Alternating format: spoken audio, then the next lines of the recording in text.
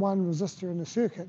And I drew this picture here to illustrate the lights in the room. So somewhere there's a power supply, there's some wires, we had 4 lights, and we talked about how this was called series, where the current has to flow through each one.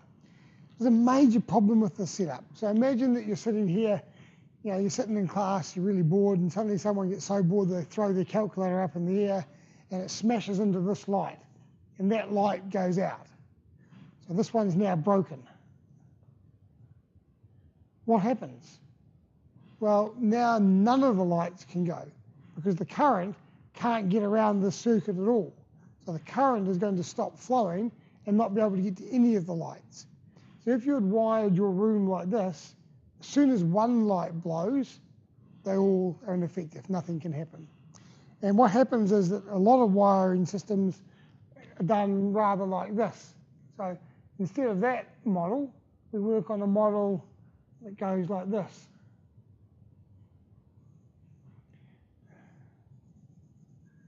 I'm still going to have 4 lights. It's a bit silly, but there you go. So we've got 4, still got 4 lights. This one's in the middle are a bit exotic, aren't they? We've got 4 lights still. But now if one of them blows, the current can still get around all the other ones quite happily. So losing one doesn't lose the whole system. And this is what we call resistors in parallel.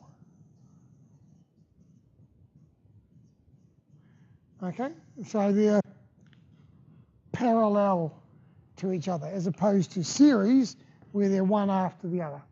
Quite a subtle difference. And the question here becomes, again, if I'm going to use Ohm's law between 2 points, so my Ohm's law between here and here, all the way around there, thinking about my current, I've got some sort of current that goes all the way around there. What is all this total resistance about? So if I'm looking here, current comes out, may split up in this point, but it all joins together and comes back here. So between that point and that point, there's a particular current. There's 240 volts, but what's the total resistance across this piece here? And we need a formula for that. And the formula for this one is that the total resistance in parallel is given by this formula. It's a bit of a 1 over business. 1 over R1 plus 1 over R2 plus 1 over R3 plus however many resistors you've got in parallel. So let's pretend we've got our same 100 that we had before. Yeah, remembering that in this case, we could have pulled all those out and replaced them with a big 400 ohm resistor.